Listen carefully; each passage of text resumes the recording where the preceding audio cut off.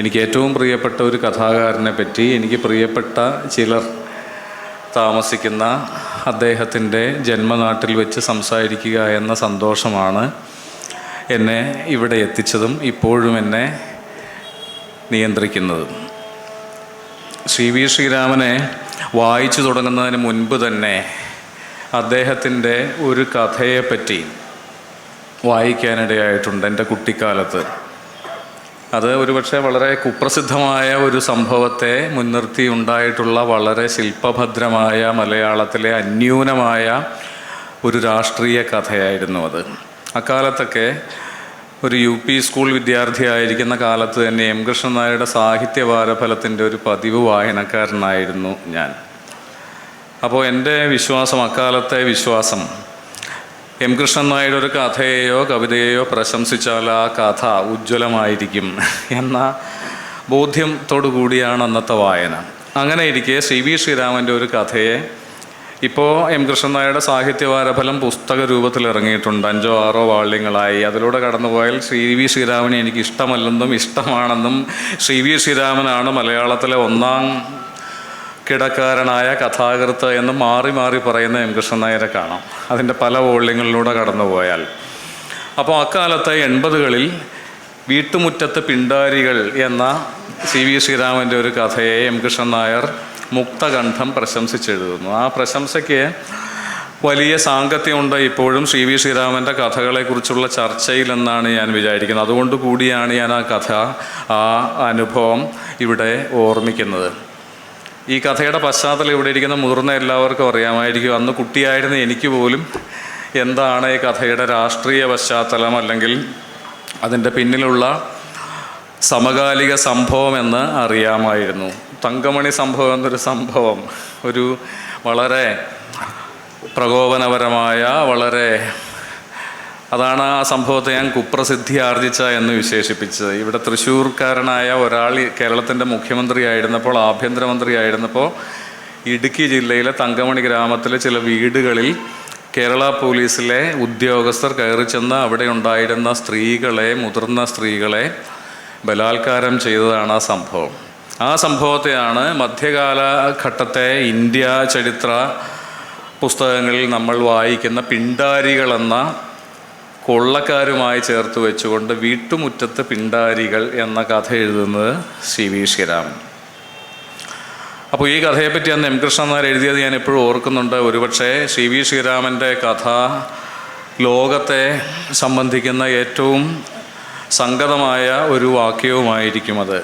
കാരണം അദ്ദേഹത്തിന് രാഷ്ട്രീയം ഉണ്ടായിരുന്നു എന്ന കാര്യം ഭാഗ്യവശാലോ നിർഭാഗ്യവശാലോ എല്ലാവർക്കും അറിയാമായിരുന്നു. കേരളത്തിൽ അങ്ങോളം ഇങ്ങോളം അറിയാമായിരുന്നു. ആ രാഷ്ട്രീയത്തെ മുൻനിർത്തിയാണ് ഇദ്ദേഹത്തെ പലപ്പോഴും ഇദ്ദേഹത്തിലെ എഴുത്തുകാരനെ, കഥാകാരനെ വിലയിരുത്തി പോന്നിട്ടുള്ളത് എല്ലാ കാലങ്ങളിലും എല്ലാ നിരൂപകരും. അത്തരത്തിൽ ഇതൊരു പ്രത്യക്ഷ സംഭവത്തെ, ഒരു സമകാലിക സംഭവത്തെ മുൻനിർത്തിയുള്ള എഴുത്താകയാൽ M കൃഷ്ണൻ നായർ എഴുതുന്നു, ഇത് എഴുതിയ CV ശ്രീരാമൻ എന്ന കഥാകൃത്തിൻ്റെ ട്രൗസറിൻ്റെ പോക്കറ്റിൽ ഒരു ചുവന്ന കൊടി കിടപ്പുണ്ട് എന്നെനിക്കറിയാം. പക്ഷേ അദ്ദേഹം കഥയിലൂടെ കടന്നു പോകുമ്പോൾ, കഥ എഴുതുമ്പോൾ ആ കൊടി എടുത്ത് വീശി കാണിക്കുന്നില്ല. അതുകൊണ്ട് എനിക്ക് ഈ കഥ ഇഷ്ടപ്പെട്ടു.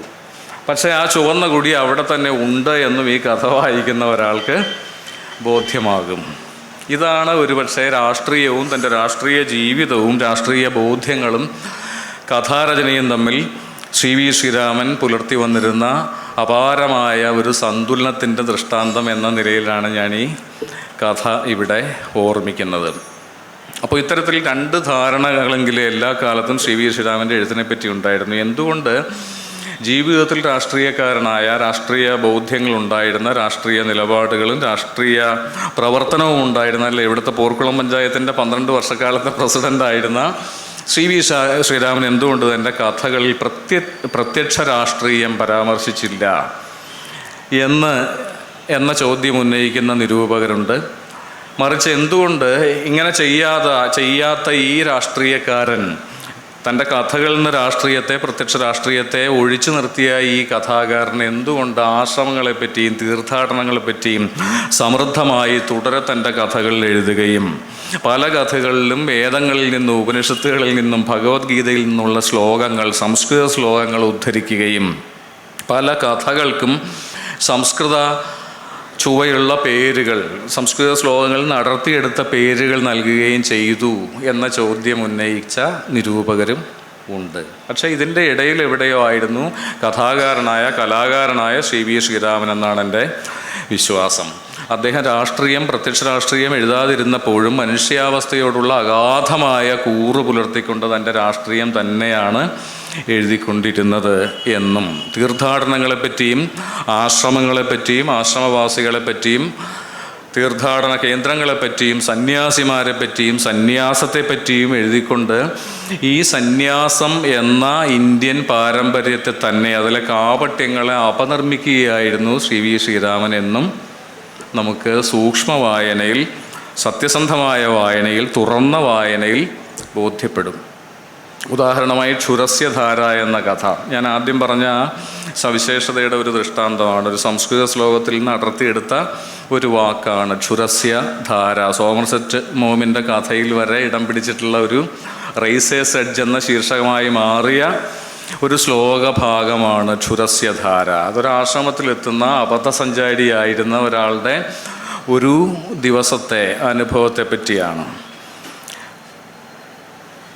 അത് ആശ്രമത്തെയോ ആശ്രമാന്തരീക്ഷത്തെയോ ആശ്രമവാസത്തെയോ ഉദാത്തീകരിക്കുന്ന, മഹത്വവൽക്കരിക്കുന്ന, വെള്ളപൂശുന്ന ഒരു കഥയെ അല്ല എന്നത് വായിച്ചിട്ടുള്ളവർക്കറിയാം. അയാൾക്ക് തൽക്കാലത്തേക്ക് ഒരു രാത്രി അന്തി ഉറങ്ങാൻ വേണ്ടി അനുവദിക്കപ്പെട്ട ഒരു ബ്രഹ്മചാരിയുടെ മുറിയിലേക്ക്, ആ കട്ടിലിലേക്ക് ആശ്രമത്തിലെ അന്തേവാസിനിയായ, കഥയുടെ തുടക്കത്തിൽ മുല്ലപ്പൂവിൻ്റെ ഒരു കൂമ്പാരം പോലെ സുന്ദരിയായ ഒരു അന്തേവാസിനി, ഒരു സ്വാമിനി കടന്നു വന്നയാളെ ഗാഠമായി ആലിംഗനം ചെയ്യുന്ന നടുക്കത്തിലാണ്, അല്ലെങ്കിൽ അതുണർത്തുന്ന ജുഗുപ്സയിലാണ് ഈ കഥ അവസാനിക്കുന്നത്. അപ്പോൾ സ്വാമിനിയുടെ പ്രവൃത്തി സന്യാസിയെ അല്ലാത്തൊരു ലൗകികനിൽ അറപ്പുളവാക്കുന്നു എന്ന് പറഞ്ഞുകൊണ്ടാണ് ഈ കഥ അവസാനിക്കുന്നത്. അങ്ങനെ പോലുമല്ല അവസാനിക്കുന്നത്. ഇന്ന് ഈ മീറ്റിങ്ങിന് തൊട്ട് മുൻപ് ഉള്ള ഒരു സംസാരത്തിൽ എൻ്റെ സുഹൃത്തായ, നമ്മുടെ എല്ലാവരുടെയും സുഹൃത്തായ ഷാനു, ഞാൻ അവിചാരിതമായിട്ട് കേൾക്കുകയാണ്, സി വി ശ്രീരാമൻ്റെ ഒരു വാക്യം ഇങ്ങനെ ഓർമ്മയിൽ നിന്ന് എടുത്തുദ്ധരിക്കുകയാണ്. എനിക്ക് ഏറ്റവും പ്രിയപ്പെട്ട ഒരു വാക്യം, മനുഷ്യനെന്ന ജീവിയുടെ നിസ്സഹായതയോർത്ത് അപ്പോൾ അയാൾക്ക് കരച്ചിൽ വന്നു. ഇതാണ് ആ കഥയിലെ അവസാന വാക്യം. ഇവിടെയാണ് ഈ കഥ ആത്മീയതയുടെ, കപടാത്മീയതയുടെ വിമർശനം എന്ന തലവും വിട്ടുയർന്ന് മനുഷ്യനോടുള്ള നിസ്സഹായനായ, വികാരവിധേയനായ, ലൗകികനായ മനുഷ്യനോടുള്ള കരുണയുടെ, അലിവിൻ്റെ, താതാത്മ്യ ബോധത്തിൻ്റെ കഥയായി മാറുക. മനുഷ്യനെന്ന ജീവി എന്നാണ് പറയുക. അങ്ങനെ അതിന് മുൻപ് പറഞ്ഞിട്ടുള്ള ഒരേ ഒരാളെ മലയാള സാഹിത്യത്തിൽ ഉണ്ടായിരുന്നുള്ളൂ, അത് കുമാരനാശാനാണ്. എത്ര നീന്തിയാലാണ് ഈ മോഹമാം ജലധിക്കക്കരെ മനുഷ്യനെന്ന ജീവി ഏറുക എന്ന് ചിന്താവിഷ്ടയായ സീത ചോദിക്കുന്നുണ്ട്. മനുഷ്യനൊരു ജീവിയാണ്, ഒരുപാട് ദൗർബല്യങ്ങളുള്ള, കാമനാവിധേയനായ, അങ്ങേയറ്റം ദുർബലനും നിസ്സഹായനുമായ, തൻ്റെ ജീവിതം തൻ്റെ കൈപ്പിടിയിൽ ഒതുക്കാനാവാത്ത, ഇന്ദ്രിയ നിഗ്രഹം എന്ന് പറയുന്ന ആത്മീയതയുടെ ആ പരമലക്ഷ്യം ഒരിക്കലും ഒരുപക്ഷെ പ്രാപിക്കാനാകാത്ത ഒരുവനാണ് മനുഷ്യൻ, താനും തന്നെ പോലുള്ള മറ്റുള്ളവരും എന്ന ബോധത്താൽ, ആ നിസ്സഹായതയാൽ അയാൾക്ക് കരച്ചിൽ വന്നു എന്നാണ് ഈ കഥയിലെ അവസാന വാക്യം. എന്നതുകൊണ്ടാണ് ഒരുപക്ഷെ ക്ഷുരസ്യധാര എന്ന കഥ നമ്മളീ പറഞ്ഞ എല്ലാ അംശങ്ങളെയും അത് ഉൾക്കൊള്ളുമ്പോഴും അതിനെല്ലാം കവിഞ്ഞു പോകുന്ന ഒരു കഥാശില്പമായി മാറുന്നത്. ഈ കഥ എനിക്ക് ഏറ്റവും പ്രിയപ്പെട്ടതാവാനുള്ള കാരണങ്ങളിലൊന്ന്, 2010 ഒരുപക്ഷെ ശ്രീ വി ശ്രീരാമനെ പറ്റി ഉണ്ടായിട്ടുള്ള ഏറ്റവും സമഗ്രമായ, ഏറ്റവും ഉൾക്കനമുള്ള ഒരു പഠന ഗ്രന്ഥം പുറത്തു വന്നു. സാഹിത്യ അക്കാദമിയാണ്, കേരള സാഹിത്യ അക്കാദമിയാണ് അത് പ്രസിദ്ധീകരിച്ചത്. അതിൻ്റെ എഡിറ്റർ എൻ്റെ ആത്മസുഹൃത്തായിരുന്ന പി സലീം രാജായിരുന്നു. ആ സ്മാരക, ആ പഠന ഗ്രന്ഥത്തിൽ, ചിദംബരങ്ങൾ എന്ന മനോഹരമായ പേര് നൽകപ്പെട്ടിരിക്കുന്ന മനോഹരമായ ആ പുസ്തകത്തിൽ സലീമിൻ്റെ ആവശ്യപ്രകാരം അന്ന് ഇന്നത്തെ എന്നെ അപേക്ഷിച്ച് ചെറുപ്പക്കാരനായിരുന്ന, ഒരുപക്ഷെ എഴുത്തിലെ തുടക്കക്കാരനായിരുന്ന ഞാൻ ഈ കഥയെ പറ്റിയാണ് എഴുതിയിരുന്നത്. അങ്ങനെയാണ് ഒരുപക്ഷെ ഗാഠമായി ശ്രീ വി ശ്രീരാമൻ്റെ കഥകളുമായി ഞാൻ ആദ്യമായി പരിചയപ്പെടുന്നത്. അന്ന് സലീം എനിക്ക് സമ്മാനിച്ച തൃശ്ശൂർ കറണ്ട് ബുക്സ് പ്രസിദ്ധീകരിച്ച വി ശ്രീരാമൻ്റെ തിരഞ്ഞെടുത്ത കഥകളാണ് ഇപ്പോഴും എൻ്റെ കൈവശം. ആ പതിപ്പാണ്, ആ കോപ്പിയാണ് എൻ്റെ കൈവശം എപ്പോഴും ഉള്ളത്. നമ്മൾ വി ശ്രീരാമനെ അനുസ്മരിക്കുമ്പോൾ, അദ്ദേഹത്തിൻ്റെ കഥകളെക്കുറിച്ച് സംസാരിക്കുമ്പോൾ ഇത്തരത്തിലൊരു ഗ്രന്ഥം, ഒരു പഠന ഗ്രന്ഥം, വളരെ മനോഹരമായി സംവിധാനം ചെയ്യപ്പെട്ടിരിക്കുന്ന പല തരക്കാരായ നിരൂപകരും അല്ലാത്തവരും സുഹൃത്തുക്കളും ചലച്ചിത്ര നിരൂപകരും ചലച്ചിത്ര പ്രവർത്തകരുമായിട്ടുള്ള പലതരക്കാരായ എഴുത്തുകാരെ കൊണ്ട് 400-ൽ പരം പേജുകളുള്ള ഇത്തരമൊരു പുസ്തകം സങ്കല്പിക്കുകയും സാക്ഷാത്കരിക്കുകയും ചെയ്ത പി സലീം രാജിനെ കൂടി നമ്മൾ ഓർമ്മിക്കേണ്ടതുണ്ട്. ഒരുപക്ഷെ വി ശ്രീരാമൻ എന്ന എഴുത്തുകാരന് കിട്ടിയിട്ടുള്ള ഏറ്റവും വലിയ ഒരു അംഗീകാരം വളരെ വിനീതമായി സലീം രാജ് നടത്തി ഈ പുസ്തക സമാഹരണമായിരുന്നു എന്നുകൂടി പറയേണ്ടതുണ്ട്. ഇനി നമ്മൾ ഇതിനകം വി ശ്രീരാമൻ്റെ കഥകളെപ്പറ്റി കാര്യമായി ഒന്നും പറഞ്ഞിട്ടേയില്ല. പലതരത്തിൽ അദ്ദേഹത്തിൻ്റെ കഥകൾ വിലയിരുത്തപ്പെട്ടിട്ടുണ്ട്. ആധുനികതയുടെ വലിയ വേലിയേറ്റം ഉണ്ടായപ്പോൾ അതിൻ്റെ ബാധ കൂടാതെ, അതിനാൽ ഒരു തരത്തിലും ബാധിതനാവാതെ ഒരു സ്വത്വബലം സൂക്ഷിക്കാനായ കഥാകാരനായിരുന്നു. തൻ്റേത് മാത്രമായ മൗലികമായ തനതായ ഒരു എഴുത്തിടം സൃഷ്ടിക്കാനും സൂക്ഷിക്കാനും സാധിച്ചു വി ശ്രീരാമന് എന്നത് അദ്ദേഹത്തിൻ്റെ ചരിത്രപരമായ പ്രാധാന്യങ്ങളിൽ ഒന്നാണ്. 40-42 വയസ്സുള്ളപ്പോഴാണ് താൻ കഥാകാരനായത് എന്ന് തന്നോട് വി ശ്രീരാമൻ പറഞ്ഞിട്ടുള്ളതായി ശ്രീരാമേട്ടൻ തന്നെ രേഖപ്പെടുത്തിയിട്ടുണ്ട്. 20കളിൽ അല്ല, 30കളിലുമല്ല, 40-42 മധ്യവയസ്സിലെത്തിയതിന് ശേഷമാണ് വി ശ്രീരാമൻ എന്ന മനുഷ്യൻ കഥാകാരനായി മാറുന്നത്. അദ്ദേഹത്തിൻ്റെ ഇവിടെ പരാമർശിക്കപ്പെട്ട ആദ്യ കഥകൾ തന്നെ ഇരിക്കപ്പിണ്ടവും വാസ്തുഹാരയും അദ്ദേഹത്തിൻ്റെ ഏറ്റവും മികച്ച കഥകൾ കൂടിയായി മാറി എന്ന സവിശേഷതയും ഉണ്ട്. വി ശ്രീരാമൻ്റെ കഥകളിലൂടെ ഒരു വട്ടം കടന്നുപോയാൽ നമുക്ക് നമ്മുടെ ശ്രദ്ധയിൽ വരുന്ന പ്രധാനപ്പെട്ട ചില സവിശേഷതകളുണ്ട്. ഒന്നാമതായി, ഓർമ്മകളുടെ കഥാകാരനായിരുന്നു വി ശ്രീരാമൻ.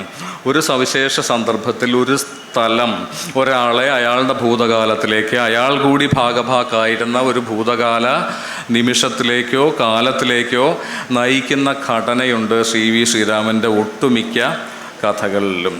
ഞാനൊരു വാക്ക് മനഃപൂർവ്വം ഉപയോഗിച്ചിരുന്നു. ഒരു സ്ഥലമാണ്, സമയത്തേക്കാൾ സ്ഥലത്തിൽ നിന്ന് സമയത്തിലൂടെ പിന്നോട്ട് സഞ്ചരിക്കുന്ന ഒരു ഘടന എന്ന് വേണമെങ്കിൽ ഇതിനെ വിശേഷിപ്പിക്കാം. സ്ഥലങ്ങളുടെ കഥാകാരനായിരുന്നു വി ശ്രീരാമൻ. സൂനിമ എന്ന കഥയിൽ സൂനിമ എന്ന കഥാപാത്രം തന്നെ പറയുന്നുണ്ട്, സ്ഥലങ്ങളാണ് നമ്മുടെ ജീവിതത്തിലെ വഴിത്തിരിവിന് നിമിത്തമായി തീരുക. സവിശേഷമായ ചില ഇടങ്ങളാണ്, സ്ഥലങ്ങളാണ് നമ്മുടെ ജീവിതത്തെ വഴിതിരിച്ചു വിടുക എന്ന. ഇത്തരത്തിൽ സ്ഥലത്തിലൂടെ ഒരു സ്ഥലത്ത് നിന്ന് ഒരു കാലത്ത് മറ്റൊരു കാലത്ത് താൻ ജീവിച്ചിരുന്ന ഒരു സ്ഥലത്തേക്ക് വീണ്ടും വരുന്ന സഞ്ചാരിയായ സന്ദർശകനായ ഒരാൾ ആ സ്ഥലത്ത് നിന്നുകൊണ്ട് തൻ്റെ ഭൂതകാലത്തിലേക്ക് നടത്തുന്ന മാനസിക സഞ്ചാരത്തിൻ്റെ ഘടന അവലംബിക്കുന്ന ഒട്ടനവധി കഥകളുണ്ട് വി ശ്രീരാമൻ്റേതായി. അത്തരത്തിലുള്ള കഥകളാണ് ഒരുപക്ഷെ അദ്ദേഹത്തിൻ്റെ ഏറ്റവും മികച്ച കഥകളിൽ പലതും. മറ്റൊരു സവിശേഷത, ഒരു കഥയിൽ ഒട്ടനവധി കഥകളെ, ഒന്നിലധികം കഥകൾക്കുള്ള സാമഗ്രികളെ ഒതുക്കി വയ്ക്കുന്ന കഥാകാരൻ കൂടിയായിരുന്നു വി ശ്രീരാമൻ. വാസ്തുഹാര എന്ന കഥ എടുത്താൽ എത്ര കഥാപാത്രങ്ങളാണ്, എത്ര കഥാസന്ദർഭങ്ങളാണ് ആ ചെറുകഥയിൽ ഇങ്ങനെ മുറുകി ചുരുങ്ങി, അല്ലെ, ഒരു സ്പ്രിങ് പോലെ, ഒതുക്കി വെച്ച ഒരു സ്പ്രിങ് പോലെ മുറുകി ചുരുങ്ങിയിരിക്കുന്നത് എന്ന് നമുക്ക് കാണാൻ സാധിക്കും. വെറുതെ അല്ല അദ്ദേഹത്തിൻ്റെ പല കഥകളും സിനിമകൾക്ക് ഇതിവൃത്തങ്ങളായി മാറിയത്. കാരണം ഒരു 2.5 മണിക്കൂറോ 2 മണിക്കൂറോ സിനിമയായി വികസിക്കാനുള്ള എല്ലാ സാധ്യതയും അദ്ദേഹത്തിൻ്റെ ഓരോ കഥകൾക്കും ഉണ്ട്. ഒരുപക്ഷെ അവസാനമായി ചലച്ചിത്രമായ അദ്ദേഹത്തിൻ്റെ കഥയെന്ന് പറയുന്ന പുറംകാഴ്ചകൾ എന്ന കഥയായിരിക്കും. കേരള കഫേ എന്ന ഒരു സിനിമാ സമുച്ചയത്തിൻ്റെ ഭാഗമായി ഒന്നിലധികം സിനിമകൾ ചേരുന്ന ഒരു സിനിമയിലെ അവസാന സിനിമയായി നമ്മളത് കണ്ടിട്ടുണ്ട്. ആ കഥ വായിച്ച് തീരുമ്പോഴാണ് ഇതെവിടെയോ കണ്ടതാണല്ലോ എന്ന ഓർമ്മയിൽ ഞാനിങ്ങനെ അമ്പരന്ന് കേരള കഫേ തപ്പിപ്പോയത് വീണ്ടും യൂട്യൂബിൽ. ആ കഥയിൽ പോലും ഉണ്ട് 2 കഥകൾ. അതിലെ കഥ പറയുന്ന ആൾ ഹൈറേഞ്ചിലൂടെ, ഇടുക്കിയിലൂടെ ഇങ്ങനെ ബസ്സിൽ യാത്ര ചെയ്യുന്നു. അയാളുടെ പ്രണയത്തെക്കുറിച്ച്, നഷ്ടപ്രണയത്തെക്കുറിച്ച് ഓർമ്മിക്കുന്നു. പക്ഷെ അയാളല്ല ആ കഥയിലെ നായകൻ. അതുവരെ വലിയ അരോചകിയായി കാണപ്പെട്ട മറ്റൊരു സഹയാത്രികൻ, അയാൾ പെട്ടെന്ന് ഒരു തിരിവിലെത്തുമ്പോൾ, ഒരു വീട്ടിൻ്റെ മുന്നിലെത്തുമ്പോൾ ബസ് ഇവിടെ നിർത്തണമെന്ന് ആവശ്യപ്പെടുകയും അവിടെ ചാടി ഇറങ്ങുകയും അതൊരു മരണ വീടാണ് എന്ന് ബസ്സിലിരുന്ന എല്ലാവരും ഒരു ഞെട്ടലോടുകൂടി തിരിച്ചറിയുകയും, അപ്പോൾ എതിരെ വന്ന ഒരു വാഹനത്തിൽ ഒരു ചെറിയ ശവപ്പെട്ടി ആ വീട്ടിലേക്ക് പ്രവേശിക്കുകയും ചെയ്യുന്നതാണ് ആ കഥയുടെ അവസാനം. ആ സിനിമ ഷോർട്ട് ഫിലിമാണത്. കണ്ടിട്ടുള്ളവർക്ക് മമ്മൂട്ടിയുടെ അപാര പ്രകടനം കൊണ്ടും അതിൻ്റെ ഒരു സംക്ഷിപ്തത കൊണ്ടും ഈ ചെറിയ ശവപ്പെട്ടിയുടെ സൂചനയുടെ ആഘാതം കൊണ്ടും വലിയ ഒരു അനുഭവമായി തീരുന്ന കഥയാണ്. ഇതെല്ലാം കഥയിലുണ്ട്. ആ കഥയെ ദൃശ്യവൽക്കരിക്കുകയേ വേണ്ടൂ ഒരു നല്ല സംവിധായകന്. കഥയിലില്ലാത്തതൊന്നും നമുക്ക് വാസ്തുഹാര എന്ന സിനിമയിലോ ചിദംബരം എന്ന സിനിമയിലോ പുരുഷാർത്ഥം എന്ന സിനിമയിലോ പൊന്തന്മാട എന്ന സിനിമയിലോ കാണാൻ ആയി എന്ന് വരില്ല. കാരണം ഇതെല്ലാം കഥാകൃത്ത് ഒരുക്കി വെച്ചിട്ടുണ്ട്. അതിൻ്റെ ദൃശ്യസാധ്യതകൾ സ്വയം സന്നിഹിതമാണ് CV ശ്രീരാമൻ്റെ ഓരോ കഥയിലും. ഇത്തരത്തിൽ ആധുനികതയുടെ കാലഘട്ടത്തിൽ അതിനോട് യാതൊരു ആഭിമുഖ്യവും പുലർത്താതെ തൻ്റെ കഥകൾ, തൻ്റെ അനുഭവ കഥകൾ തൻ്റേതായ രീതിയിൽ വലിയ ചായങ്ങളൊന്നും, ഭാവനയുടെ ചായങ്ങളൊന്നും കലർത്താതെ, ചായക്കൊഴുപ്പേതുമില്ലാതെ പറഞ്ഞു വന്നിരുന്ന, എഴുതി വന്നിരുന്ന എഴുത്തുകാരനാണ് CV ശ്രീരാമൻ എന്ന് നമ്മൾ പറഞ്ഞു കഴിഞ്ഞു.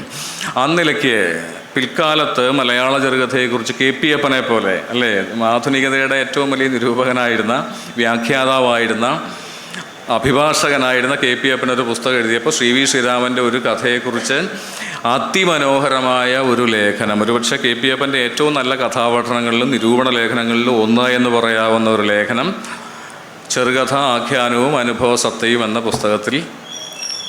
പുസ്തകത്തിൻ്റെ ഭാഗമായി എഴുതി ചേർത്തു എന്നുകൂടി നമ്മൾ ഓർമ്മിക്കണം. അത് ഒരുപക്ഷെ CV ശ്രീരാമൻ്റെ പ്രഖ്യാതമായ ഒരു കഥയെക്കുറിച്ചും ആയിരുന്നില്ല. വസന്തത്തിൻ്റെ ചിറകുകളെന്ന അതിമനോഹരമായൊരു പ്രണയകഥയാണ്. അത് പ്രണയകഥയാണോ എന്ന് ചോദിച്ചാൽ ഇങ്ങനെയും പ്രണയകഥകൾ സാധ്യമാണ് എന്ന വിധത്തിലാണ് അതിൻ്റെ ഒരു ഘടന.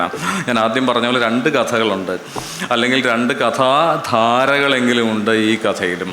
കൽക്കട്ടയിൽ നിന്നോ മറ്റോ തീവണ്ടിയിൽ യാത്ര ചെയ്യുന്ന ഒരാൾ, അയാൾക്ക് ഉണ്ടൊരു പ്രണയം. അത് പറയപ്പെടാത്ത ഒരു പ്രണയം, സൂചനകളിലൂടെ മാത്രം കഥയിൽ സന്നിഹിതമാകുന്ന ഒരു പ്രണയം. അയാൾ ആ തീവണ്ടി നിലയത്തിൽ കാമുകനെയോ കാമുകിയെയോ യാത്രയയക്കാൻ വന്നിരിക്കുന്ന ഒരു കമിതാവിനെ, ഒരു കാമുകനെ, കാമുകിയെ, അങ്ങനെ 2 പേരെ, 2 ചെറുപ്പക്കാരെ തീവണ്ടിയിലിരുന്ന് കാണുന്നു. കഥയുടെ അവസാനം എത്തുമ്പോൾ സഹയാത്രികനായിരുന്ന ഒരു ബംഗാളി യുവാവ് അയാൾ വായിച്ചിരുന്ന മലയാളത്തിലുള്ള ഒരു ഓണപ്പതിപ്പ്, അയാൾക്ക് മലയാളം വായിക്കാൻ അറിയില്ലെങ്കിലും ഇയാളോട് ഇരന്നു വാങ്ങി അയാളുടെ ബംഗാളിയായ കാമുകിക്ക് സമ്മാനിക്കുന്നു. ഇതിൽ 10 കഥകളും 20 കവിതകളും ഉണ്ട്, നീ വായിക്കണം, നിൻ്റെ ഭാഷയിലുള്ള കഥകൾ, കവിതകളെന്ന് പറഞ്ഞ് സമ്മാനിക്കുന്നു. ഇതിനിടയിലാണ് ഈ ആഖ്യാതാവിൻ്റെ പ്രണയം. അത് പറയപ്പെടുന്നതേയില്ല.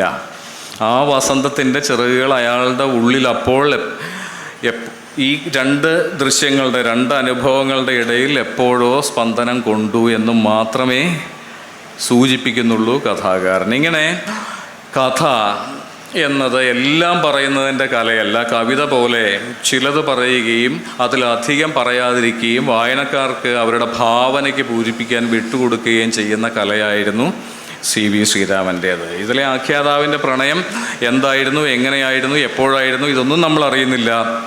പക്ഷേ വസന്തത്തിൻ്റെ ചിറകുകളെന്ന കാൽപ്പനികമായ ശീർഷകം സൂചിപ്പിക്കുന്ന പോലുള്ള പ്രണയത്തിൻ്റെ വളരെ സാന്ദ്രമായ, തീക്ഷ്ണമായ ഒരു അനുഭവം നമുക്കുണ്ടാകുന്നു. തൻ്റെ പ്രണയത്തെ മറ്റൊരാളുടെ പ്രണയത്തിലൂടെ ആവിഷ്കരിക്കുന്ന ഒരുതരം പ്രതിഫലന വിദ്യയെ നമുക്ക് ഈ കഥയിൽ കാണാം. ആഖ്യാതാവിൻ്റെ പ്രണയത്തെപ്പറ്റി പറയാതെ മറ്റ് 2 പ്രണയ മുഹൂർത്തങ്ങൾക്ക് അയാൾ സാക്ഷിയാവുക മാത്രം ചെയ്യുന്നു. അങ്ങനെ പറയപ്പെടാത്ത ഒരു പ്രണയത്തിൻ്റെ അവകാശിയായി അയാൾ കഥയിൽ അടയാളപ്പെടുകയും ചെയ്യുന്നു. ഈ കഥയെക്കുറിച്ച് KP അപ്പൻ പറയാൻ ഉപയോഗിച്ചിട്ടുള്ളത് പാബ്ലോ നെരൂദയുടെ പ്രസിദ്ധമായ പോയട്രി എന്ന കവിതയിലെ ഒരു കൽപ്പനയാണ് എന്ന് ഓർമ്മിക്കാം. കാരണം ഇത്ര മനോഹരമായ കാവ്യാത്മകമായൊരു കഥയെപ്പറ്റി പറയാൻ അത്ര മനോഹരമായൊരു കവിത വരി തന്നെ വേണമെന്നതിനാലായിരിക്കും അങ്ങനെ ചെയ്തത് അദ്ദേഹം. കവിത ആദ്യമായി തന്നെ സ്പർശിച്ച കവിത, അല്ലേ? കവിതയും പ്രണയമൊക്കെ അങ്ങനെയാണല്ലോ. കവിതയുടെ ആദ്യത്തെ വരവ്, പ്രണയത്തിൻ്റെ ആദ്യത്തെ അനുഭവം രണ്ടും സമാനമാണെന്ന് കരുതാമെങ്കിൽ അത് വാക്കുകളായിരുന്നില്ല മൗനവും എന്ന് നെരൂദ എഴുതുന്നുണ്ട് പോയട്രി എന്ന കവിതയിൽ. ആ വരി ഉപയോഗിച്ചാണ് ഈ കഥയെ വ്യാഖ്യാനിക്കുന്നത്, അല്ലെങ്കിൽ ഈ കഥയുടെ ഭാവലോകത്തേക്ക് വെളിച്ചം വീഴ്ത്തുന്നത്. അതിനുള്ളൊരു താക്കോലായി KP അപ്പൻ നിരൂപകൻ ഉപയോഗിക്കുന്ന ഈ വരിയാണ്. അത് വാക്കുകളായിരുന്നില്ല മൗനവും. ഇങ്ങനെ വാക്കുകൾക്കും മൗനത്തിനും ഇടയിലുള്ള ആഖ്യാനത്തിൻ്റെ കലാകാരനായിരുന്നു. വാക്കുകൾ കൊണ്ട് മാത്രം എഴുതപ്പെടുന്നവയല്ല കഥകൾ, മികച്ച കഥകളെന്ന് മനസ്സിലാക്കിയ കഥാകാരനായിരുന്നു CV ശ്രീരാമൻ. അതുകൊണ്ട് കൂടിയായിരിക്കാം ഈ കുത്തുകൾ കൊണ്ട് വാക്യങ്ങൾ അവസാനിപ്പിക്കുന്ന പപ്പേട്ടനെ പോലെ, T പത്മനാഭനെ പോലൊരു കഥാകാരന്, അപൂർണ വാക്യങ്ങൾ കൊണ്ട് തൻ്റെ കഥകളെ നിറയ്ക്കുന്ന ഒരു കഥാകാരന്, അപൂർണ ആഖ്യാനം കൊണ്ട് തൻ്റെ കഥകളെ ധ്വനിസമൃദ്ധമാക്കുന്ന CV ശ്രീരാമനോട് ഇത്ര പ്രതിപത്തി, ഇത്ര ആത്മൈക്യം തോന്നിയത് എന്നും വരാം. CV ശ്രീരാമന് സംസ്കൃതം മാത്രമായിരുന്നില്ല, സാമുദ്രിക ശാസ്ത്രവും അറിയാമായിരുന്നു. അങ്ങനെയാണല്ലോ മുഖം പത്മദളാകാരം പോലെ ഒരു കഥാശീർഷകം ഉണ്ടാവുക. ഈ നായികമാരെ അവതരിപ്പിക്കാൻ പറയും, അവളുടെ കണങ്കാൽ വീർത്തിരിക്കുന്നു, അത് കുറ്റവാസനയുടെ അല്ലെങ്കിൽ ഭർത്താവ് വാഴാത്തവളുടെ ലക്ഷണമാണ്. മുഖം പത്മദളാകാരം നമുക്കറിയാം, അത് കുറ്റവാളിയുടെ ലക്ഷണമാണെന്നാണ് പറയുക. ഇത്തരത്തിൽ കുറ്റവാസനയുള്ള, ആ കുറ്റം ചെയ്തിട്ട് അതിൽ തീരെ പശ്ചാത്തപിക്കാത്ത ഒരു സ്ത്രീയാണ് മുഖം പത്മദളാകാരം എന്ന കഥയിലെ നായിക കഥാപാത്രം, പ്രധാന കഥാപാത്രം, സ്ത്രീ കഥാപാത്രം എന്ന് നമുക്കറിയാം. ആ കഥാപാത്രത്തിനൊരു നാടുണ്ട്, അതെൻ്റെ നാടാണ്. മൂവാറ്റുപുഴയ്ക്കടുത്തുള്ള വാഴക്കുളം എന്ന് കൃത്യമായിട്ട് കഥയിൽ സ്ഥലം കണിശമാണല്ലോ. CV ശ്രീരാമന് കേരളത്തിനകത്താണ് ആകട്ടെ പുറത്താകട്ടെ സ്ഥലം കണിശമായിരുന്നു. അതുകൊണ്ട് എവിടെ നിന്ന് വരുന്നു, എവിടേക്ക് പോകുന്നു എന്നെല്ലാം കൃത്യമായി രേഖപ്പെടുത്തും അദ്ദേഹം കഥകൾ. അങ്ങനെ കുറ്റവാളികളായ, അതിൽ തീരെ പശ്ചാത്തപിക്കാത്ത സ്ത്രീകളെയും, ഈ പാപത്തിൽ തുല്യ പങ്കാളികളായ സ്ത്രീകളെയും, അത് മറന്ന് പിൽക്കാല ജീവിതത്തെ കൊണ്ടാടുന്ന സ്ത്രീകളെയും, പിൽക്കാല ജീവിതത്തിൽ അല്പം പശ്ചാത്താപത്തോടു കൂടി ആ പഴയ സംഭവങ്ങളെ, കുമാരനാശാൻ്റെ ലീലയോട് മാധവി പറയുന്ന പോലെ, അഥവാ ചില കാലമാസ്തയാൽ മധുര സ്വപ്നസമം സ്മരിക്കാം എന്നതുപോലെ ആ മധുരസ്മരണയോടുകൂടി തന്നെ തങ്ങളുടെ ജീവിതത്തിൻ്റെ മറുപാതി, രണ്ടാം പകുതി മറ്റൊരാളോടൊപ്പം, മറ്റൊരു പുരുഷനോടൊപ്പം തുടരുന്ന സ്ത്രീകളെയും കാണാം ഈ കഥകളിൽ. ഓർമ്മ തമ്പുരാൻ എന്നാണ് CV ബാലകൃഷ്ണൻ ഞാൻ ആദ്യം സൂചിപ്പിച്ച പുസ്തകത്തിൽ CV ശ്രീരാമനെ പറ്റി എഴുതുന്നത്. ഓർമ്മകളുടെ മൂലധനം ഉപയോഗിച്ച്, അനുഭവത്തിൻ്റെ മൂലധനം ഉപയോഗിച്ച് അവയെ കഥനപ്പെടുത്തുക എന്ന ആ അപൂർവ സുന്ദരമായ, ഒരുപക്ഷെ വാസനാ സിദ്ധമായ ആ കലയിലൂടെയാണ് CV ശ്രീരാമൻ മലയാളത്തിലെ അനന്യനായ കഥാകൃത്തായി മാറുന്നത്. ഈ ഓർമ്മ എഴുത്ത് കഥയായി മാറുന്ന ഒരു രാസവിദ്യയുണ്ട്. അതും വലിയ അലങ്കാരങ്ങളൊന്നും ഇല്ലാതെ, യാതൊരു പകിട്ടും ഇല്ലാതെ. അപ്പോഴും ഭാഷയുടെ കാര്യത്തിൽ വളരെ ശ്രദ്ധാലുവായിരുന്നു ഈ കഥാകാരൻ. ഉദാഹരണം നമുക്ക് വായനയിലൂടെ മാത്രം ബോധ്യപ്പെടാവുന്ന ഒരു കാര്യമാണത്. ഉദാഹരണമായി പൊന്തംമാട എന്ന കഥയിലെ മാടയുടെ ഭാഷയല്ല ഈ ആശ്രമവാസികളുടെ ഭാഷ. അതേ ഭാഷയെയല്ല വാസ്തുഹാരയിലെ ബംഗാളിൽ താമസിക്കുന്ന, കിഴക്കൻ ബംഗാളിൽ താമസിക്കുന്ന കഥാപാത്രങ്ങളുടെ ഭാഷ. ഈ ഭാഷ ഒന്നുമല്ല തമിഴ്നാട്ടുകാരായ മറ്റ് ചില കഥാപാത്രങ്ങളുടെ ഭാഷ. അപ്പോൾ ഈ കഥാപാത്രങ്ങളുടെ വിദ്യാഭ്യാസം, അവരുടെ ജീവിത നിലവാരം, അവരുടെ ജീവിതാവസ്ഥ, ഇതിനെയെല്ലാം ഭാഷ കൊണ്ട് ഭാഷപ്പെടുത്താനുള്ള സൂക്ഷ്മ ജാഗ്രതയും ഈ കഥാകൃത്തിന് ഉണ്ടായിരുന്നു. ഒരുപക്ഷെ കവിയായ D വിനയേന്ദ്രൻ CV ശ്രീരാമനെ പറ്റി എഴുതിയൊരു വാക്യം, അത് അല്പം മുമ്പാണ് ഞാൻ വായിച്ചത്, വളരെ ശ്രദ്ധേയമായ ഒരു വാക്യമാണ്. മൂർത്തമായ ജീവിതാനുഭവങ്ങളെ, അങ്ങനെയാണ് ആ വാക്യം തുടങ്ങുക. മൂർത്തമായ ജീവിതാനുഭവങ്ങളെ കഥാത്മകമായ ജീവിതാനുഭവങ്ങളിൽ നിന്ന് കണ്ടെടുത്ത കഥാത്മകമായ ഇടങ്ങളെ ആഖ്യാനം ചെയ്യുകയായിരുന്നു അദ്ദേഹം. ജീവിതത്തിൽ നിന്ന് കഥാത്മകമായ ചില ഇടങ്ങൾ, കഥാകൃത്തിന് മാത്രം കണ്ടെത്താവുന്ന ചില ഇടങ്ങൾ, കഥയുടെ പ്രകാശം വീണ് കിടക്കുന്ന ചില ഇടങ്ങൾ കണ്ടെത്തുകയും അവയെ വലിയ ആഖ്യാന കൗശലമൊന്നും പ്രയോഗിക്കാതെ തന്നെ വളരെ ആത്മാർത്ഥമായി, വളരെ സത്യസന്ധമായി കഥനപ്പെടുത്തുകയും ചെയ്യുക എന്നതായിരുന്നു CV ശ്രീരാമൻ എന്ന കഥാകൃത്തിൻ്റെ രീതി. ഒരുപക്ഷെ കഥയുടെ അവസാനങ്ങളായിരുന്നു, നിർവഹണങ്ങളായിരുന്നു, ഒരുപക്ഷെ അവസാന വാക്യങ്ങളായിരുന്നു മിക്കവാറും ഒട്ടുമിക്ക CV ശ്രീരാമൻ കഥകളെയും ഒരു ഉയർന്ന വിധാനത്തിലേക്ക് ഉയർത്തി പ്രതിഷ്ഠിച്ചിരുന്നത് എന്നും അവയുടെ ആവർത്തിച്ചുള്ള വായനയിൽ നമുക്ക് ബോധ്യപ്പെടും. അതിൻ്റെ ഒരു ഉദാഹരണമാണ് നമ്മൾ ആദ്യം ഇവിടെ ചൂണ്ടിക്കാണിച്ച മനുഷ്യനെന്ന ജീവിയുടെ നിസ്സഹായതയോർത്ത് അയാൾക്ക് കരച്ചിൽ വന്നു എന്നതുപോലെ. ഇങ്ങനെ യാത്രയുടെ അനുഭവ വൈവിധ്യത്തിൻ്റെ യാത്ര ചെയ്യാത്ത ഒരൊറ്റ ആഖ്യാതാവിനെയും കാണാനാവില്ല, ഒരൊറ്റ ആഖ്യാതാവിനെ പോലും കാണാനാവില്ല CV ശ്രീരാമൻ്റെ കഥകൾ. ഒന്നുകിൽ തീവണ്ടിയിൽ, അല്ലെങ്കിൽ ബസ്സിൽ യാത്ര ചെയ്യുന്ന, അല്ലെങ്കിൽ കപ്പലിൽ. അങ്ങനെയും ഒരു കഥയുണ്ട് അല്ലേ? കപ്പലിൽ വെച്ച് പഴയ കാമുകിയെ കണ്ടുമുട്ടുന്ന, പഴയ കാമുകി എന്ന് പറയുമ്പോൾ അങ്ങനെ പ്രണയം കൊണ്ട് മാത്രം കാമുകിയായിരുന്നവളല്ല, പരസ്പരം ശരീരം പങ്കുവച്ചിരുന്ന ഒരുവളെ വർഷങ്ങൾക്ക് ശേഷം വീണ്ടും കണ്ടുമുട്ടുന്ന ഒരു കഥയുമുണ്ട് CV ശ്രീരാമൻ്റേതായി. ഇത്തരത്തിൽ പ്രണയം, കാമം, കുറ്റവാസന അഭിഭാഷകനായിരുന്ന, വക്കീലായിരുന്ന CV ശ്രീരാമൻ അതും തൻ്റെ കഥാ ജീവിതത്തിനുള്ള ദ്രവ്യമായി, സാമഗ്രിയായി മാറ്റിയിരുന്നു എന്നതിൻ്റെ മികച്ച ദൃഷ്ടാന്തങ്ങൾ ഈ ഞാൻ ആദ്യം സൂചിപ്പിച്ച മുഖം പത്മദളാകാരം എന്ന കഥയിലെ ആഖ്യാതാവ് വക്കീലും പ്രധാന സ്ത്രീ കഥാപാത്രം കുറ്റവാളിയായ ഭർത്താവിനെ കൊന്നിട്ട് മറ്റൊരാളോടൊപ്പം ജീവിക്കുന്ന ആ സ്ത്രീ തുല്യ പ്രാധാന്യമുള്ള മറ്റൊരു കഥാപാത്രവുമാകുന്നത് പോലെ ആ പരമ്പരയിൽ ഏറ്റവും മികച്ച ഒരു കഥയെ കൂടി സൂചിപ്പിച്ചുകൊണ്ട്, പരാമർശിച്ചുകൊണ്ട് അവസാനിപ്പിക്കാം. അത് നിർമ്മലമായ ഒരു പ്രഭാതം എന്ന കഥയാണ്. ഒരു വക്കീലിൻ്റെ മുറിയിലേക്ക്, ഒരു ലോഡ്ജ് മുറിയിലേക്ക് വക്കീലിൻ്റെ ക്ലയൻറ്റ് പറഞ്ഞു വിട്ട ഒരു വേശ്യാസ്ത്രീ ആ സ്ത്രീക്ക് വേണ്ടി വലിയ ഒരു ലീഗൽ അഡ്വൈസ് കൊടുക്കുകയാണ്. ഒരു രാത്രി മുഴുവൻ ഉറക്കമിളച്ചിരുന്നിട്ട് ഈ വക്കീൽ, അവർ തമ്മിൽ മറ്റൊന്നും അവരുടെ ഇടയിൽ നടക്കുന്നില്ല. സുന്ദരിയായ ഒരു സ്ത്രീ അവർക്ക് വേണ്ടി വലിയൊരു നിയമസഹായം ചെയ്തു കൊടുത്ത്, ഒരു രാത്രി മുഴുവൻ ഉറങ്ങാതിരുന്ന് നിയമസഹായം ചെയ്തു കൊടുത്തതിന് ശേഷമുള്ള പ്രഭാതത്തെയാണ് കഥാകൃത്ത് നിർമ്മലമായ ഒരു പ്രഭാതം എന്ന് വിശേഷിപ്പിക്കുക. എല്ലാ അർത്ഥത്തിലും നിർമ്മലമായ ഒരു പ്രഭാതം.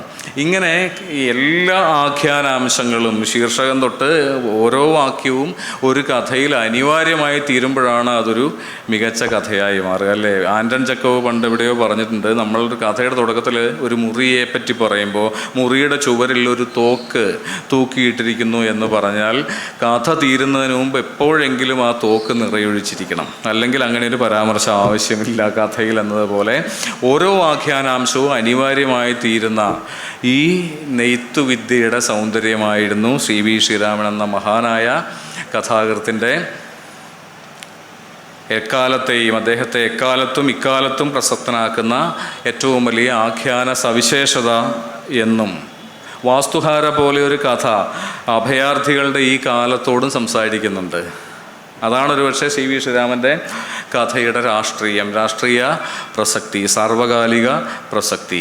ഈ രാഷ്ട്രീയ പ്രസക്തിയെ വലിയ ആഖ്യാന സൂക്ഷ്മതയുമായി ഇണക്കാനായി CV ശ്രീരാമൻ എന്ന കഥാകാരന്.